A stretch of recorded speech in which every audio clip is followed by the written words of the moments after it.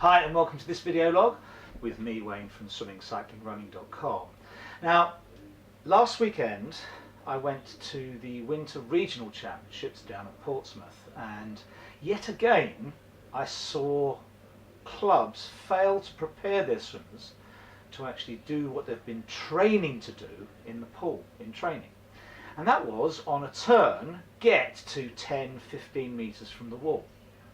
And this has happened time and again, and we're talking about a regional championship. This is one below national level, and consistently swimmers are coming up from 4 to 6 metres from the wall. And that does imply to me that we're all failing in some respect. And if we're training swimmers to take those 6, 7, 8, 9, 10, 15 kicks off the wall to try and get to the 15 metre mark, but they're only getting to the 4 to 6 metre mark, then we're actually training them not to be optimised in their races, which means they won't be as fast as they potentially could be. That's an interesting question, isn't it?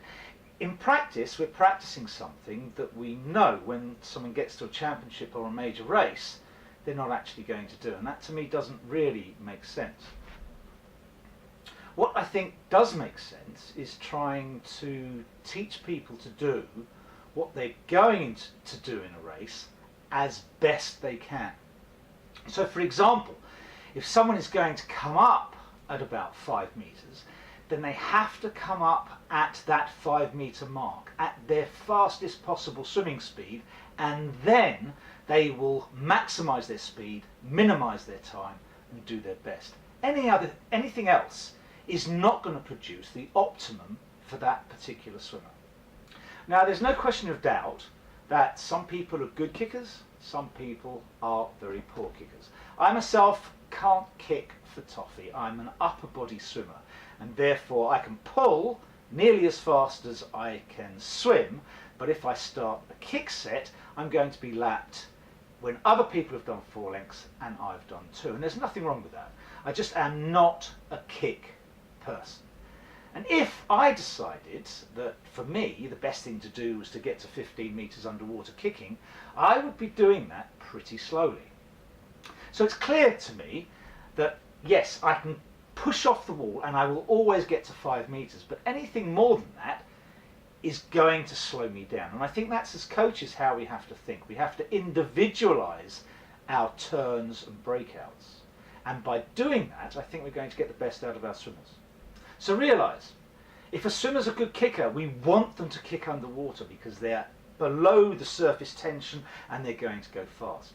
If they're not a good kicker, being underwater is not going to make them a good kicker, and they should be up at the surface at their fastest swimming speed. That might be after 2 kicks, 4 kicks, 6 kicks, whatever it is, and you should test this as a coach. They should be at the surface swimming at their fastest swimming speed. And by doing that, you will be getting the maximum out of your swimmer. And I don't see this happening in championships. As I say, the Winter Regional Championships in Portsmouth, I counted 3 swimmers in all the time I was there actually getting anywhere near 10 to 15 metres underwater. They were excellent swimmers, but nobody else did it. Everyone else in their sessions in their clubs are trying to do it, and I think that's a mistake. Okay. There you go. That's it for this week.